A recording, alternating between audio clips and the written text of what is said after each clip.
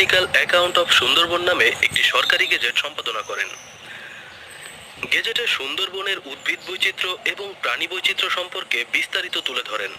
Sir হান্টারের তথ্য মতে Bengal tiger, চিতাবাঘ, গন্ডার, বুনো মহিষ, বারশিঙা হরিণ, চিতল হরিণ, হগ হরিণ, মায়া হরিণ ছিল সুন্দরবনের প্রধান প্রাণীসমূহ। বর্তমানে সুন্দরবনে 32 প্রজাতির স্তন্যপায়ী,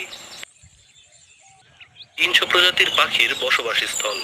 কিন্তু ক্রমেই বিলুপ্তির হুমকির সম্মুখীন হচ্ছে সুন্দরবনের এই প্রাণীকুল।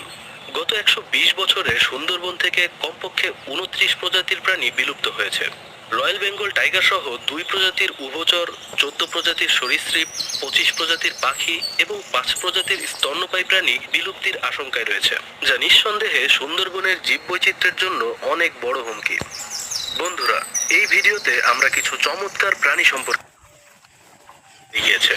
ভিডিওটি দেখা শেষ হলে আপনারও হয়তো আফসোস হবে, ইস, এত সুন্দর প্রাণীগুলো সুন্দরবন থেকে হারিয়ে গিয়েছে।